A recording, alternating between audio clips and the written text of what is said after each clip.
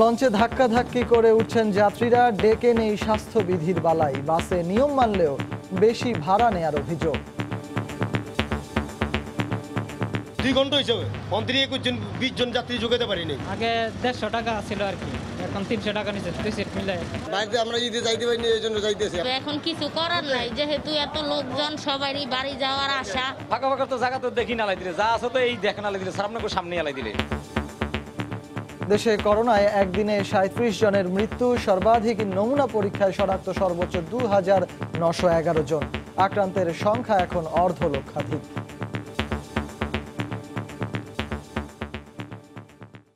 দেখছিলেন প্রধান শিরোনাম, রাতের সময় সঙ্গে আছি আমি সজল মিত্র রিচার্ড। এবার অন্যান্য শীর্ষ সংবাদ। মানুষ যেন খেয়ে পড়ে বাঁচতে পারে, সেজন্যই স্বাভাবিক জীবনে ফেরার সিদ্ধান্ত, বললেন প্রধানমন্ত্রী। সব হাসপাতালে অক্সিজেন সরবরাহ নিশ্চিতের তাগিদ। প্রয়োজনীয় সিদ্ধান্ত নিতে দেরি ও তদারকির অভাবে দেশে বেড়েছে করোনা সংক্রমণ, মত বিশেষজ্ঞদের। প্রয়োজনে আরও কঠোর হবে সরকার, বলছে স্বাস্থ্য মন্ত্রণালয়। ন্যাশনাল ব্যাংক থেকে ছিনতাই হওয়া 80 লাখ টাকার মধ্যে 60 লাখ টাকা উদ্ধার, এক নারী সহ 4 জন ছিনতাইকারী গ্রেফতার, অস্ত্র জব্দ।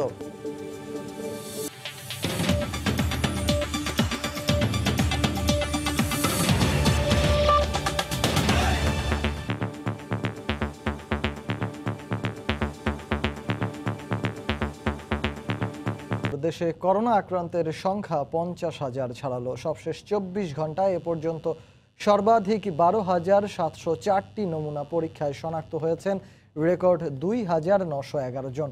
প্রাণ গেছে আরও 37 জনের। দুপুরে নিয়মিত অনলাইন বুলেটিনে এ তথ্য জানায় স্বাস্থ্য অধিদপ্তর। আরও বলা হয়, কোভিড-19 প্রতিরোধে সাধারণ কাপড়ের মাস্কই যথেষ্ট। দেশে করোনা সংক্রমণের 87তম দিনে এসে আক্রান্তের সংখ্যা ছাড়ালো 50,000। মৃত্যুর সংখ্যা পৌঁছেছে 709 জনে। সবশেষ 24 ঘন্টায় দেশের 52টি ল্যাবে সর্বোচ্চ 12,704টি নমুনা পরীক্ষা করা হয়। স্বাস্থ্য অধিদপ্তর জানায় 2,911 জনের দেহে করোনা শনাক্ত হয়েছে। প্রাণ হারিয়েছেন আরও 37 জন। এদের মধ্যে 33 জন পুরুষ ও 4 জন নারী। সুস্থ হয়েছেন 523 জন। মৃতদের বয়স বিশ্লেষণে 21 থেকে 30 বছরে একজন, 31 থেকে 40 বছর 4 জন, 40 থেকে 50 বছর একজন, 51 থেকে 60 10 জন, 61 থেকে 70 9 জন, 71 থেকে 80 10 জন এবং 81 থেকে 90 বছরের মধ্যে 2 জন। ঢাকা বিভাগে 10 জন, চট্টগ্রামে 15 জন, সিলেটে 4 জন, বরিশালে 3 জন, রাজশাহীতে 2 জন, রংপুরে 2 জন এবং ময়মনসিংহ বিভাগে 1 জন মৃত্যুবরণ করেছেন। ব্রিফিংয়ে বলা হয়, সাধারণ কাপড়ের তৈরি মাস্কই ভাইরাস প্রতিরোধে যথেষ্ট। আরও জানানো হয়, সামাজিক দূরত্ব রক্ষার চেয়েও মাস্ক পরা জরুরি। সিডিসি ইউএস এর প্রস্তাবনা অনুযায়ী সার্জিক্যাল মাস্ক এবং N95 রেসপিরেটরগুলো শুধুমাত্র স্বাস্থ্যকর্মী যারা রোগীর সংস্পর্শে আসেন তাদের জন্য সংরক্ষিত রাখতে হবে। সাধারণ সব মানুষের জন্য সবসময় ঘরে তৈরি কাপড়ের মাস্ক পরতে হবে। বিশ্ব স্বাস্থ্য সংস্থার পরামর্শ, ভাইরাস থেকে বাঁচতে মাস্ক পরা নিরাপদ দূরত্ব বজায় রাখার চেয়েও বেশি কার্যকর। মঙ্গলবার পর্যন্ত মোট 3,33,073টি নমুনা পরীক্ষা করা হয়েছে বলেও জানানো হয় ব্রিফিংয়ে। আফজাল হোসেন, সময় সংবাদ, ঢাকা। করোনার সবশেষ পরিস্থিতি নিয়ে স্বাস্থ্য অধিদপ্তরের আজকের বুলেটিন বিশ্লেষণ করেছেন সহকর্মী আজহার লিমন। 3 মাসের অব্যাহত সংক্রমণে বিশ্বের 215 অঞ্চল ও দেশের মধ্যে বাংলাদেশের অবস্থান 21তম। মৃতের সংখ্যা ছাড়িয়ে গেল 700, আক্রান্তের সংখ্যা ছাড়ালো অর্ধ লাখ। আজকের বিশ্লেষণে তুলে ধরব দেশের কোভিড পরিস্থিতির নানা দিক। শুরুতেই গেল 24 ঘন্টার সার্বিক চিত্র। গেল 24 ঘন্টায় মোট পরীক্ষা করা হয়েছে 12,704 জনের নমুনা, যাদের মধ্যে করোনা শনাক্ত হয়েছে 2,911 জনের দেহে। গেল 24 ঘন্টায় মৃত্যুবরণ করেছেন 37 জন। মোট মৃত্যুবরণকারী রোগীর সংখ্যা দাঁড়ালো 709 জন। দেখে নেব শেষ 7 দিনের শনাক্তের চিত্র। শেষ 7 দিনের 5 দিনই প্রতি 100 জনের নমুনায় করোনা শনাক্তের হার 20% উপরেই ছিল। আজ শনাক্ত হয়েছে 2,911 জন এবং শনাক্তের হার প্রতি 100 জনে প্রায় 23 জন রোগী কিন্তু আজ শনাক্ত হয়েছে, 22.29। এবারও যাব রোগীদের বয়স ভিত্তিক এবং লিঙ্গ ভিত্তিক বিভাজনে। বরাবরের মতো আমরা দেখছি যে নারীদের থেকে পুরুষরা বেশি আক্রান্ত হচ্ছে। আমরা দেখছি যে এই পর্যন্ত আক্রান্তের 71% কিন্তু পুরুষ এবং 29% কিন্তু নারী। আমরা দেখব আক্রান্তের বয়স ভিত্তিক বিশ্লেষণ। আমরা দেখতে পাচ্ছি যে বাংলাদেশে আক্রান্তদের মধ্যে আসলে বয়সে তরুণরাই বেশি। আমরা দেখতে পাচ্ছি যে 21 থেকে 30 বছর বয়সী বয়সসীমার মধ্যে আক্রান্তদের হার সব থেকে বেশি, 28 ভাগ। 100 জনের 28 জনে কিন্তু তরুণ, 100 জনের 27 জন 31 থেকে 40 বছর বয়সসীমার মধ্যে। আমরা দেখতে চাই যে মৃতদের বয়স ভিত্তিক বিশ্লেষণ। 60 ঊর্ধ্ব রোগী সব থেকে বেশি মৃত্যুবরণ করেছে এবং দেখছি যে যারা মৃত্যুবরণ করছে তাদের 37.08 ভাগ, অর্থাৎ 100 জনের 37 জনের বেশি কিন্তু 60 বছর বয়সীর বা তার ঊর্ধ্বে। আমরা এরপরই দেখছি যে 51 থেকে 60 বছর বয়সী রোগীর সংখ্যা। এই বিশ্লেষণ থেকে আমরা বলতে পারি যে সব থেকে বেশি আক্রান্ত হচ্ছেন তরুণেরা, কিন্তু মারা যাচ্ছেন বয়সীরা। তাই পরিবারের বয়সী লোকটার সুরক্ষার স্বার্থে কঠোরভাবে সামাজিক দূরত্ব এবং স্বাস্থ্যবিধি মানার কথা বলছেন স্বাস্থ্য সংস্থাগুলো। এই ছিল আজকের বিশ্লেষণে। রাজধানীর সদরঘাটে আজও চোখে পড়েছে উপচে পড়া ভিড়। যাত্রীদের অসচেতনতার কাছে ম্লান হয়ে গেছে করোনা সংক্রমণ রোধে কর্তৃপক্ষের সব উদ্যোগ। ভোলাগামী প্রতিটি লঞ্চই ছাড়ছে যাত্রী বোঝাই হয়ে। সদরঘাটে লঞ্চ ভিড়তেই হুড়মুড় করে উঠতে শুরু করেন শত শত যাত্রী। কে কার আগে উঠবেন সেই প্রতিযোগিতায় যেন নেমেছেন সবাই। করোনা মহামারী ঠেকাতে কত শত উদ্যোগ, অথচ সদরঘাট থেকে চলাচল করা ঢাকা, ভোলা ও হাতিয়ার সবগুলো রুটের লঞ্চেই যাত্রী বোঝাই। নেই সামাজিক দূরত্ব বা স্বাস্থ্যবিধি মানার বালাই। ঘাটেও গাদাগাদি করে কেউ কেউ বসে আছেন ঘন্টার পর ঘন্টা। সামাজিক দূরত্ব বজায় রাখতে পারি না, দেখা যাচ্ছে একজনের গায়ের সাথে আরেকজনের গাও ঘেঁষে করতে হচ্ছে। জরুরি ছিল যে আমাকে গাড়ি গুড়ি চলে না, আমরা অনেক কষ্টে আছি, সেজন্য বাসায় যাই, দেশে যাইতে গেছি। ডেকের অবস্থা আরো ভয়াবহ। যে যেভাবে পারছেন ছাড়ছেন ঢাকা।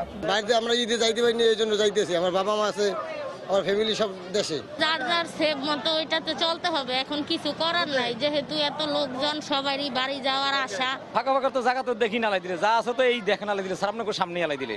বিয়ের বুটিয়ে বলছে গত দুদিনে গড়ে ঢাকা থেকে প্রতিটি লঞ্চে যাত্রী গেছেন মাত্র 35%। এছাড়া যাত্রীদের অসচেতনতার কাছে ভেস্তে যাচ্ছে তাদের সব উদ্যোগ। হাতিয়া এবং বেতুয়া এই দুটি রুটে যাত্রীর একটু অতিরিক্ত চাপ ছিল। সেই দুটি লঞ্চে স্বাস্থ্যবিধি কিছুটা লঙ্ঘিত হয়েছে। দীর্ঘ 2 মাস বন্ধ থাকার পরে কিছু যাত্রী আটকা পড়েছিল, সেই যাত্রীরা অনেকটাই বাড়ি হোম সিকনেসে ভুগতেছিল। সে কারণে তারা একটু বেপরোয়া ছিল। তো সে অবস্থাটা মনে হয় আজকের বা কালকের মধ্যে অবসান ঘটবে। শিমুলিয়া কাওড়াকান্দি ঘাটের স্পিডবোট, লঞ্চ ও ফেরিতেও যাত্রী পারাপারে সামাজিক দূরত্বের বিধি মানা সম্ভব হয়নি। মাহমুদ রাকিব, সময় সংবাদ, ঢাকা। এদিকে অনেকটাই আগের রূপে রাজধানী, তবে দূরপাল্লার বাসের যাত্রী কমেছে উল্লেখযোগ্য সংখ্যায়। সরকার নির্ধারিত ভাড়ার চেয়ে বেশি নেয়ার অভিযোগ করেছেন যাত্রীরা, তবে নিয়ম মেনে চলছে ট্রেন। এদিকে করোনা আতঙ্কে যাত্রী কম হওয়ায় আসা যাওয়া মিলে 18টি ফ্লাইট বাতিল হয়েছে। রাজধানীর সায়েদাবাদ, গাবতলী, মহাখালী এ 3টি দূরপাল্লার বাস টার্মিনালেই সোমবারের চেয়ে যাত্রী ছিল কম। মহামারী, বাড়তি ভাড়া আর ঈদ পরবর্তী সময়কে এজন্য দায় দিচ্ছেন বাস সংশ্লিষ্টরা। এ অবস্থায় ভাড়া নির্ধারিত হয়েছে দর কষাকষিতে। 2 ঘন্টা হিসাবে 21 জন 20 জন যাত্রী যোগাতে পারিনি। 150 টাকা 200 টাকা ভাড়া, ওই হিসাবে 60% 320 টাকা ভাড়া হয়, আমরা 300 নেই, আবার 250 টাকাও নেই। গণপরিবহন বাড়ায় অনেকটাই স্বরূপে ফিরেছে রাজধানী। ঢাকা কিংবা দূরপাল্লা সব বাসেই স্বাস্থ্যবিধি মোটামুটি মানতে দেখা গেছে। করোনাকালীন অতিরিক্ত ভাড়ার সিদ্ধান্ত বাতিলের দাবি করেছেন বেশিরভাগ যাত্রী। আগে 150 টাকা ছিল আর কি, এখন 300 টাকা নিচে 2 সিট মিলে। ওনারা বলতেছে যে 200 টাকার কমে এখান থেকে মানে একটা গাড়িও যাবে না। ভাড়াটা খুব বেশি না, এখন তো এমনিতেই তো ইনকাম নেই। নিম্নবিত্তের জন্য একটু প্রেশার, তো এখন বাধ্য হইয়া যাতায়াত করতে হচ্ছে। অ্যাক্টিভ ঘুরে আসার পরে গাড়িতে গ্লিসিন পাউডার দিয়ে স্প্রে মারা হয়। এদিকে স্বাস্থ্যবিধি মেনে চলতে দেখা গেছে ট্রেনের যাত্রীদের। মঙ্গলবার সকাল 7টা 15 মিনিটে কমলাপুর থেকে চট্টগ্রাম ছেড়ে যায় সোনার বাংলা এক্সপ্রেস। ট্রেনের ভেতরের অবস্থা খুবই ভালো, পরিষ্কার পরিচ্ছন্ন। পুরোটা ট্রেনই ফাঁকা ফাঁকা আসছে, কোনো ঝামেলা ছিল না। এছাড়া করোনা সংক্রমণের ঝুঁকি থাকায় যাত্রী কমেছে বিমানে।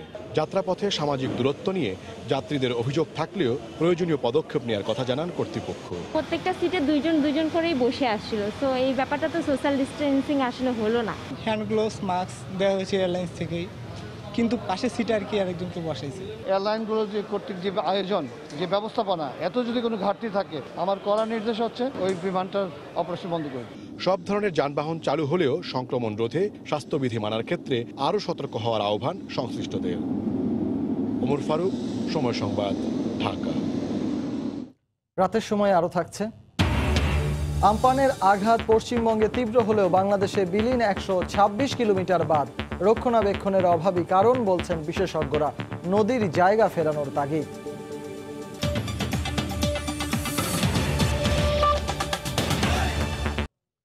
করোনা মোকাবেলায় প্রয়োজনীয় সিদ্ধান্ত নিতে দেরি এবং তদারকির অভাবেই দেশে করোনা সংক্রমণ বেড়েছে বলে মনে করছেন বিশেষজ্ঞরা।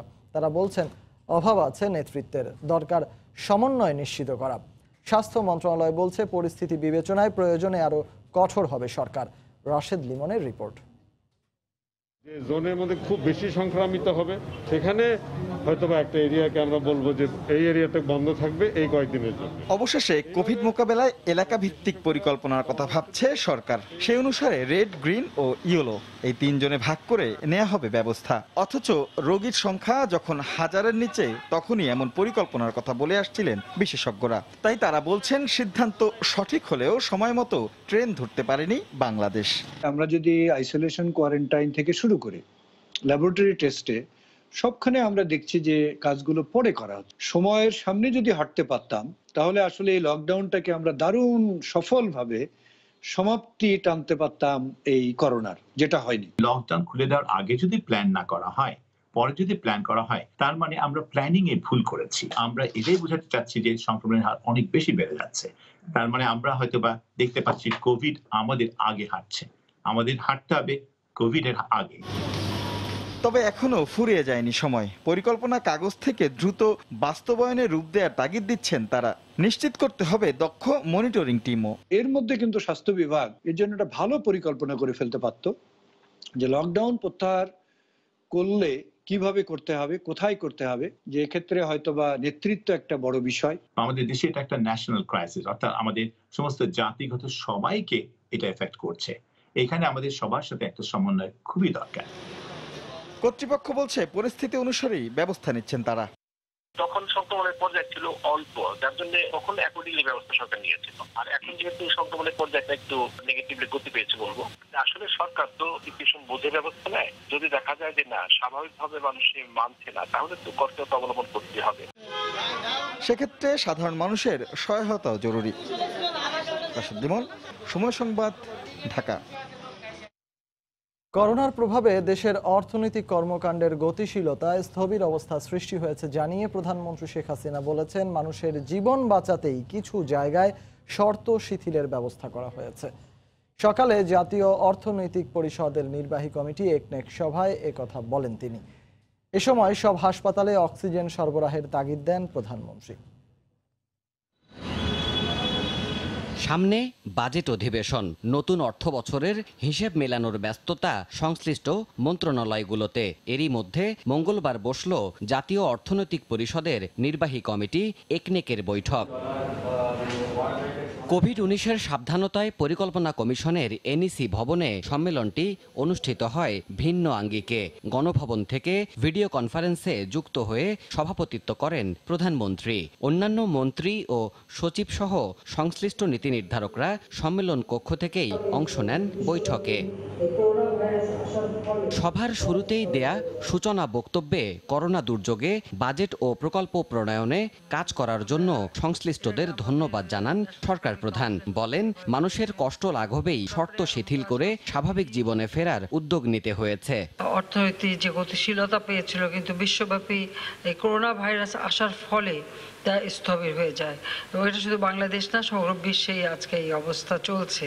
উন্মুক্ত করে দিয়ে এই জন্যই যে আমাদের দেশের মানুষ, খেটে খাওয়া মানুষ, দিন আনি দিন খাই মানুষ বা সাধারণ মধ্যবিত্ত, নিম্নবিত্ত প্রত্যেকেই তাদের জীবন যাত্রা যেন অব্যাহত রাখতে পারে, সচল রাখতে পারে, সেদিকে লক্ষ্য রেখে আমরা এই পদক্ষেপটা নিয়েছি। কঠোরভাবে স্বাস্থ্যবিধি মানার আহ্বান জানিয়ে প্রধানমন্ত্রী বলেন, সচেতনতা প্রয়োজন ব্যক্তি পর্যায় থেকেই।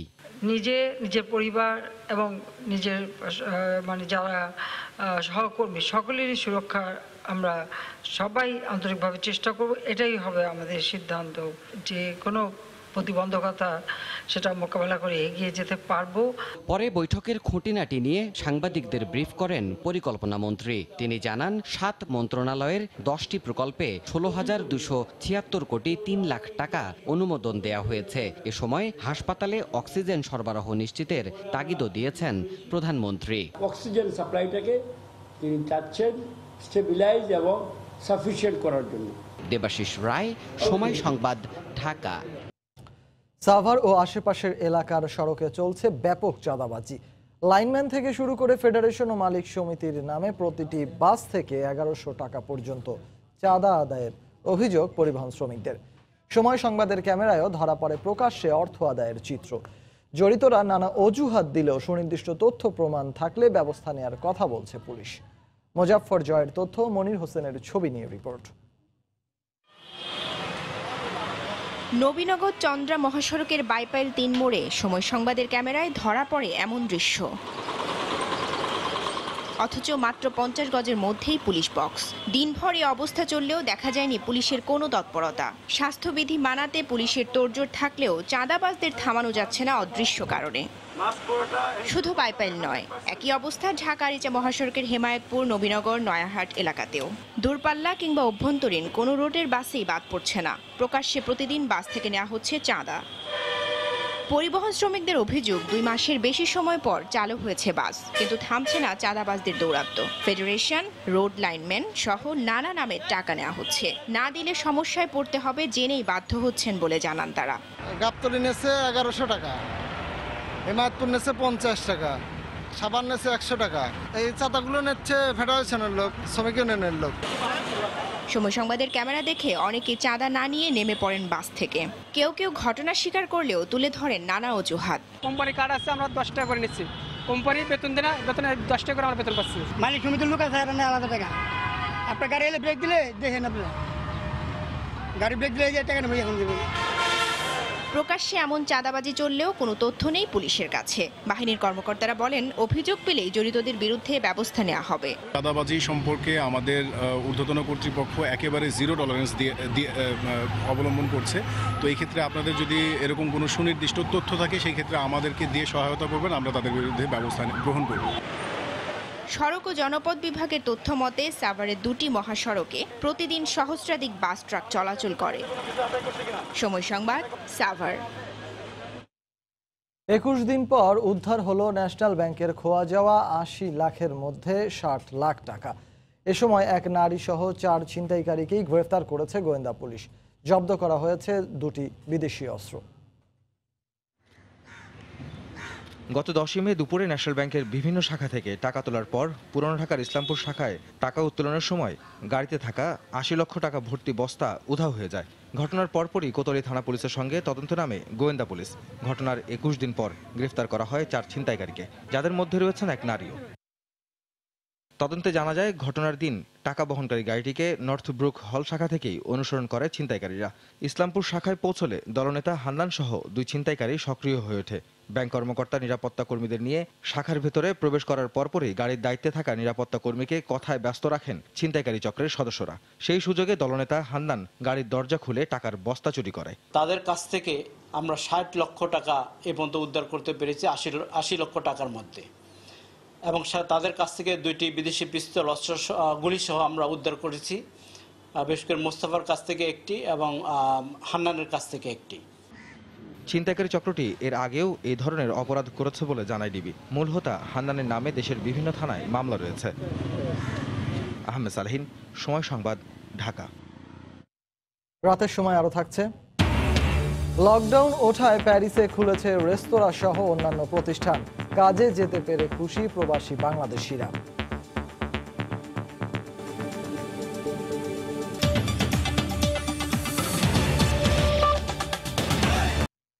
প্রায় 500 কিলোমিটার ব্যাসার্ধের ঘূর্ণিঝড় আম্পান চলে গেলেও ক্ষত রেখে গেছে বাংলাদেশ ও ভারতের পশ্চিমবঙ্গের উপকূলবর্তী এলাকায়। তবে জলোচ্ছ্বাস ও বাতাসের বেগ তুলনামূলক কম হওয়ার পরও পশ্চিমবঙ্গের চেয়ে বেশি ক্ষতি হয়েছে বাংলাদেশের বেড়িবাঁধগুলোর। দুই দেশের আকাশ থেকে নেওয়া ছবি বিশ্লেষণ করে এমন চিত্রই উঠে এসেছে। জলবায়ু বিশেষজ্ঞরা বলছেন, নদীর জায়গা ছেড়ে বাঁধ নির্মাণ করলে দুই দেশই আরও কম ক্ষয়ক্ষতি হতো। মাহমুদ রাকিবের রিপোর্ট। আম্পানের পর আকাশ থেকে তোলা ছবিতে দেখা যায় সুপার সাইক্লোনের তাণ্ডবে সুন্দরবন লাগোয়া বাংলাদেশ অংশের বেশিরভাগ বাঁধই পুরোপুরি ভেঙে বিলীন হয়ে গেছে শত শত গ্রাম। আবহাওয়া অধিদপ্তরের তথ্যমতে ঘন্টায় সর্বোচ্চ 152 কিলোমিটার গতিবেগের ঝড়ে শুধু খুলনা ও সাতক্ষীরাতেই 126 কিলোমিটার বাঁধ ভেঙে তছনছ হয়ে গেছে। একই সময় ঘন্টায় সর্বোচ্চ 183 কিলোমিটার বেগে আম্পান আঘাত হানে পশ্চিমবঙ্গের উপকূলবর্তী এলাকাতেও, যাতে উত্তর ও দক্ষিণ 24 পরগনা এলাকার 226 কিলোমিটার বাঁধ উপচে গ্রাম প্লাবিত হলেও পুরোপুরি বিলীন হয়েছে অনেক কম। বাংলাদেশে এই অবস্থার জন্য দায়ী করা হচ্ছে বাঁধ রক্ষণাবেক্ষণ না করাকে। আর ভারতের বিশেষজ্ঞরা বলছেন, আইলার পর পশ্চিমবঙ্গে তুলনামূলক শক্তিশালী বাঁধ নির্মাণ করায় তা তেমনটা ভাঙেনি। আইলার পরে যে বাঁধগুলো নবনির্মিত হয়েছে সেই বাঁধগুলো অনেক বেশি শক্ত, অনেক বেশি মজবুত, কারণ এই বাঁধগুলোর উপরটা অনেক বেশি প্রশস্ত। নদীর দিকের বাঁধের ঢাল সেটা অনেক কম রাখা হয়েছে, সেটা অনেক দূর পর্যন্ত প্রসারিত করা আছে।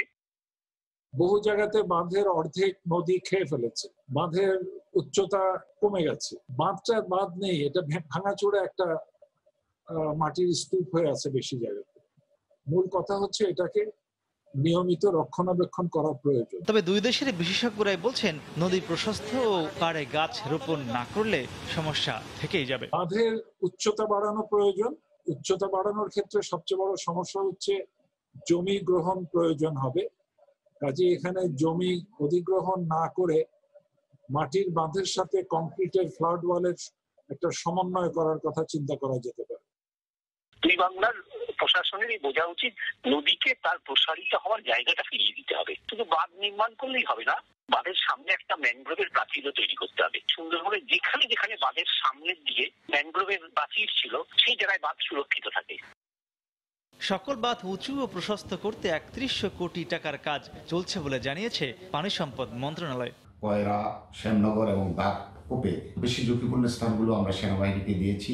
এছাড়াও ছোট ছোট অনেকগুলো এলাকা রয়েছে, সেগুলোতে আমরা স্থানীয়ভাবে পিআইসির মাধ্যমে পানি উন্নয়ন বোর্ড থেকে আমরা সেখানে কাজ করব। তবে দুই দেশের বিশেষজ্ঞরাই বলছেন, প্রাকৃতিক ঝড় থেকে বাঁচতে বাঁধ টেকসইয়ের পাশাপাশি গুরুত্ব দিতে হবে সুন্দরবন রক্ষাকেও। মাহমুদ রাকিব, সময় সংবাদ, ঢাকা।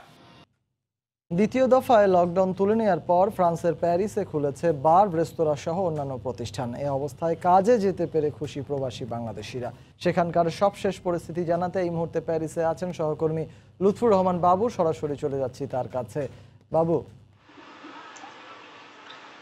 রিচার্ড, দ্বিতীয় দফা লকডাউন তুলে দেওয়ার পর আজ থেকে কিন্তু দেশ জুড়ে বার আর রেস্টুরেন্টগুলো খুলেছে, অর্থাৎ দীর্ঘদিন যে বার রেস্টুরেন্টগুলো বন্ধ ছিল সেগুলো কিন্তু আজ থেকে খুলেছে। তবে পুরো দেশকে সবুজ আর কমলা চিহ্নিত এলাকা হিসাবে চিহ্নিত করা হচ্ছে, অর্থাৎ যে এলাকায় এখনো আক্রান্ত হচ্ছেন সেই এলাকাকে কিন্তু কমলা চিহ্নিত এলাকা হিসেবে চিহ্নিত করা হচ্ছে এবং প্যারিসিয়ান অর্থাৎ বৃহত্তর প্যারিসকে এখনো কমলা চিহ্নিত এলাকা হিসাবে স্বাস্থ্য বিভাগ থেকে ঘোষণা করা হয়েছে। এবং আমি আজকে আছি প্যারিসের প্লাস দ্য ক্লিশি এলাকা, এবং এই এলাকা কিন্তু কমলা চিহ্নিত এলাকার মধ্যে পড়েছে। এবং আমার পেছনে যে রেস্টুরেন্ট কিংবা আশেপাশের যে রেস্টুরেন্টগুলো দেখছেন সেই রেস্টুরেন্টের তেরাস অর্থাৎ সামনের যে অংশ সেই অংশ ব্যবহার করতে পারছেন রেস্টুরেন্ট মালিকরা। এবং সেখানে আগে থেকেই কিন্তু এডওয়ার্ড ফিলিপ দেশটির প্রধানমন্ত্রী দ্বিতীয় দফা লকডাউন তুলে দেওয়ার ঘোষণায় বলেছিলেন যে শুধুমাত্র রেস্টুরেন্টের তেরাস ব্যবহার করা যাবে এবং সেখানে যেন স্বাস্থ্যবিধি মানা হয়।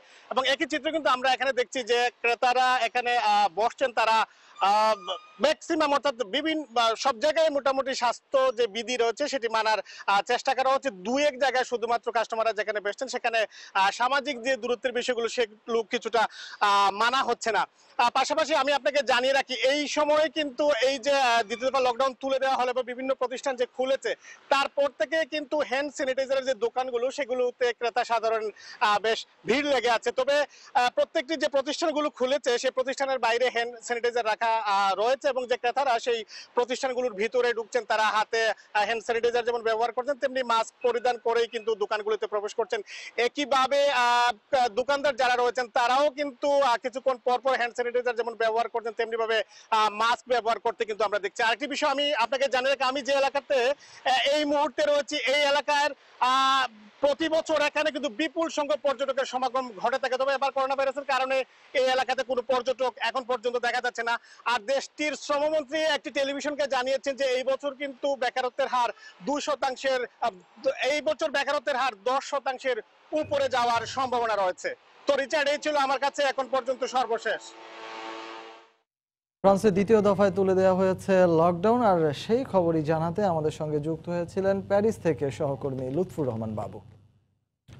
সংক্রমণ রোধে কুয়েতে লকডাউন চললেও অর্থনীতির চাকা সচল করতে ধাপে ধাপে সবকিছু খুলে দেওয়ার সিদ্ধান্ত নিয়েছে দেশটির সরকার। এর অংশ হিসেবে শিল্প কারখানা সহ বিভিন্ন ব্যবসা প্রতিষ্ঠান চালু করা হয়েছে। সরকারের এই উদ্যোগকে স্বাগত জানিয়েছেন প্রবাসী বাংলাদেশি সহ স্থানীয়রা। কুয়েত থেকে আরো জানিয়েছেন মোহাম্মদ মিজানুর রহমান। কুয়েতে অর্থনীতির চাকা সচল রাখতে 5 ধাপে শিথিল করা হবে বিধিনিষেধ। প্রথম ধাপে 31 মে থেকে খুলে দেওয়া হয়েছে শিল্প কারখানা, গ্যাস লন্ড্রি, মেইনটেনেন্স, সিম কোম্পানি, ইন্টারনেট সেবা, ক্লিনিক ও মসজিদ সমূহ। দ্বিতীয় ধাপে নির্মাণ শিল্প, ব্যাংক, পার্ক, ডিপার্টমেন্টাল স্টোর ইত্যাদি খুলে দেওয়া হবে। তৃতীয় ধাপে হোটেল, রিসোর্ট, ট্যাক্সি সার্ভিস চালু করা হবে। চতুর্থ ধাপে সরকারি বেসরকারি গণপরিবহন চালু করা হবে এবং পঞ্চম ধাপে বিবাহ উৎসব, সাংস্কৃতিক অনুষ্ঠান, সামাজিক সমাবেশ, সিনেমা হল, ক্রীড়া ক্লাব, বিউটি পার্লার ও স্পাগুলো খোলার অনুমতি দেওয়া হবে। কুয়েত প্রবাসী বাংলাদেশিরা সরকারের করোনা সংক্রমণ রোধে যুগ উপযোগী পদক্ষেপ গ্রহণ করায় স্বাগতম জানিয়েছেন। এক এক করে সবকিছু খুলে দেওয়া হবে, সচরাচর করে দেওয়া হবে, কাজেও যেতে পারবেন, সবাই নিজ নিজ বাসায় অবস্থান করেন। গ্যারেজ, দোকানপাট, অনেক খাবার দাবার, অনেক জিনিসপত্র এখানে খোলা করে দিয়েছে। ভিতরে আমরা মার্কেটিং করতে পারবো, চলাফেরা করতে পারবো, হসপিটালে যেতে পারবো। কুয়েত জনগণের নিরাপত্তার জন্য যে সমস্ত পন্থা কুয়েত সরকার অবলম্বন করেছেন তার প্রশংসার দাবিদার। সম্পূর্ণরূপে সবকিছু চালু না হওয়া পর্যন্ত পর্যায়ক্রমে সরকারের দেওয়া বিধিনিষেধ ও স্বাস্থ্যবিধি মেনে যেন সবাই ঘরে অবস্থান করে সেজন্য উদাত্ত আহ্বান জানানো হয়েছে। শরীফ মোহাম্মদ মিজানুর রহমান, সময় সংবাদ, কুয়েত। চাহিদার বিপরীতে বাড়তি পণ্য সরবরাহের পাশাপাশি আন্তর্জাতিক বাজারে বুকিং রেট কমায় দেশের বাজারে বেশিরভাগ ভোগ্যপণ্যের দাম কমতে শুরু করেছে। পেঁয়াজ, রসুন ও সব ধরনের ডালের দাম কমেছে কেজি প্রতি 10 থেকে 30 টাকা পর্যন্ত। তবে বুকিং রেট কমলেও ব্যবসায়ীদের কারসাজিতে বেড়েছে ভোজ্য তেলের দাম। নূর জামাল আতিকের ক্যামেরায় বিস্তারিত জানাচ্ছেন কমল দে। করোনা ভাইরাসের সংক্রমণ ঠেকাতে দেশ জুড়ে যখন অগস্টে লকডাউন চলছিল তখন পুরোদমে সচল ছিল দেশের সবচেয়ে বড় ভোগ্যপণ্যের পাইকারি বাজার চট্টগ্রামের খাতুনগঞ্জ। এখন লকডাউন উঠে গেছে, বেড়েছে পণ্য সরবরাহ। অপরদিকে আন্তর্জাতিক বাজারেও বুকিং রেট কমতে থাকায় সব ধরনের ভোগ্যপণ্যের দাম ইতিমধ্যে নিয়ন্ত্রণে আসতে শুরু করেছে। ঈদের কারণে বাড়তি চাহিদা থাকায় গত সপ্তাহেও আদা, রসুন এবং পেঁয়াজের বাজার ছিল বেশ অস্থির। কিন্তু ঈদ মৌসুম শেষ হওয়ার পাশাপাশি লকডাউন উঠে যাওয়ায় এসব পণ্যের সরবরাহ বেড়েছে। পেঁয়াজের কেজি এখন 20 টাকা, আর রসুন 80 এবং আদা 130 টাকায় বিক্রি হচ্ছে। প্রচুর আমদানি আছে, বাজারে কোনো সংকট নাই। ইনশাআল্লাহ আশা করি আর সামনের সময় আরো বাজার কমার দিকে সম্ভাবনা আছে। ইন্টারন্যাশনাল মার্কেটে বুকিং রেট কমায় দেশের বাজারে কমেছে সব ধরনের ডালের দাম। মসুর এবং মুগ ডালের দাম প্রতি কেজিতে কমেছে 20 টাকা করে। প্রত্যেকটা ডালের দামে কম এবং মশলা টশলা যেগুলো আছে সবগুলো দামে কম। ইন্টারন্যাশনাল মার্কেটেও প্রত্যেকটা পণ্যের দাম কমেছে, ফলে এটাও আমাদের এখানে প্রভাব পড়েছে। তবে ভোজ্য তেলের বাজার আবারও পড়েছে সিন্ডিকেট ব্যবসায়ীদের কারসাজিতে। বুকিং রেট কমলেও এক সপ্তাহের ব্যবধানে সব ধরনের ভোজ্য তেলের দাম প্রতি মনে বেড়েছে 100 থেকে 150 টাকা। বন্ধন আগেদের এখন বর্তমানে 100-110 টাকা ব্যস্ত কমে গিয়েছে প্রতি মনের উপরে। লকডাউন উঠে যাওয়ায় বাজারে সরবরাহ বাড়ছে, তাই সব ধরনের ভোগ্যপণ্যের দাম আরও কমবে বলে আশা এই ব্যবসায়ী নেতার। সব ভোগ্যপণ্য মালের দাম কমে যাচ্ছে, সরবরাহ বেশি হওয়ার কারণে মালের দাম কমে যাচ্ছে সামনে বাজার আরো কমার সম্ভাবনা আছে। বাংলাদেশের ভোগ্যপণ্যের বাজার পুরোপুরি আমদানি নির্ভর, তাই লকডাউনের সময় চট্টগ্রাম বন্দর পুরোপুরি সচল ছিল। কমল দে, সময় সংবাদ, চট্টগ্রাম। সংসদ সদস্যদের সীমিত অংশগ্রহণের মধ্য দিয়ে 10 জুন থেকে আসন্ন বাজেট অধিবেশনের পরিকল্পনা নেওয়া হয়েছে। অধিবেশনে যোগ দেয়া সংসদ সদস্যদের স্বাস্থ্যবিধি কঠোরভাবে মেনে চলার পাশাপাশি নানা বিধিবিধান প্রয়োগ করা হবে। এছাড়া অধিবেশনে যোগ দেওয়ার ক্ষেত্রে বয়স্ক ও অসুস্থদের নিরুৎসাহিত করা হবে বলে জানিয়েছেন চিফ হুইপ নূর-ই-আলম চৌধুরী। প্রসূন আশিসের রিপোর্ট। সারা দেশে এ পর্যন্ত কোভিড-19 আক্রান্তের সংখ্যা 52,000 ছাড়িয়েছে। ইতোমধ্যে 3 জন সংসদ সদস্য করোনায় আক্রান্ত হয়েছেন। এমন পরিস্থিতিতে স্বাস্থ্যবিধি মেনে চলার পাশাপাশি অধিবেশনে এমপিদের সীমিত অংশগ্রহণ, পরীক্ষা করা এবং বয়স্ক ও অসুস্থদের যোগ দিতে নিরুৎসাহিত করা সহ নানা ধরনের কঠোরতার মধ্য দিয়ে আসন্ন বাজেট অধিবেশনের পরিকল্পনা নেওয়া হচ্ছে। অধিবেশন সংশ্লিষ্ট কর্মকর্তা কর্মচারী ছাড়া কারো সংসদ ভবনে প্রবেশের অনুমতি মিলবে না। স্বাস্থ্য ঝুঁকির কারণে এবার থাকবে না কোনো আমন্ত্রিত অতিথিও। সব সুরক্ষা করে হবে। শরীরের তাপমাত্রা বাহ্যিক যে কার্যক্রমগুলো আছে এটা এসে ঢুকে তার জন্য কমিটির যে সভা হয় ওই সবাই এগুলো সিদ্ধান্ত হবে। স্বাস্থ্যবিধি যা যা আছে আমরা মোটামুটি সবকিছুই খেয়াল রাখতেছি। 350 এমপিকে টেস্ট করতে গেলেও তো একটা জায়গায় যেতে হবে, তার আগে সম্পৃক্ত ছিল বা হয়েছে, যার যার নিজের নিরাপত্তাটাই বড়। 10 জুন থেকে শুরু হওয়া অধিবেশনটিতে 11 জুন বেলা 3টায় 2020-21 অর্থবছরের বাজেট পেশ এবং 30 জুন বাজেট পাশের মধ্য দিয়ে শেষ হওয়ার কথা থাকলেও সব মিলিয়ে 10 থেকে 12 কর্মদিবসের মধ্যেই শেষ করার পরিকল্পনা রয়েছে বলে জানান চিফ হুইপ। বাজেটটা সবাই একদিনে আলোচনা করে না, আলোচনাটাকে যদি ঠিক করে ফেলতে পারি তাহলেই তো বক্তাগুলি সিলেকশন করে ফেলবো। আমরা তাদেরকে রিকোয়েস্ট করবো, উৎসাহিত করা হবে। কোনো অনেক বেশি লোক তো আমাদের দরকার নেই, তাই না? ডেট কম হবে, 10-12 দিন তো লেগে যাবে। এর আগে সাংবিধানিক নিয়ম রক্ষায় গত 18 এপ্রিল জাতীয় সংসদের অধিবেশন অনুষ্ঠিত হয়। সেদিনও নিরাপদ দূরত্বে আসন গ্রহণ সহ স্বাস্থ্য সুরক্ষায় প্রয়োজনীয় ব্যবস্থা গ্রহণের পাশাপাশি নানা বিধিবিধান প্রয়োগ করা হয়। জাতীয় সংসদের প্রসূন আশিস, সময় সংবাদ, ঢাকা। এ পর্যায়ে শীর্ষ সংবাদ জানিয়ে দিচ্ছি আরেকবার। দেশে করোনায় একদিনে 37 জনের মৃত্যু, সর্বাধিক নমুনা পরীক্ষায় শনাক্ত সর্বোচ্চ 2,911 জন। আক্রান্তের সংখ্যা এখন অর্ধলক্ষাধিক। লঞ্চে ধাক্কাধাক্কি করে উঠছেন যাত্রীরা, ডেকে নেই স্বাস্থ্যবিধির বালাই। বাসে নিয়ম মানলেও বেশি ভাড়া নেয়ার অভিযোগ।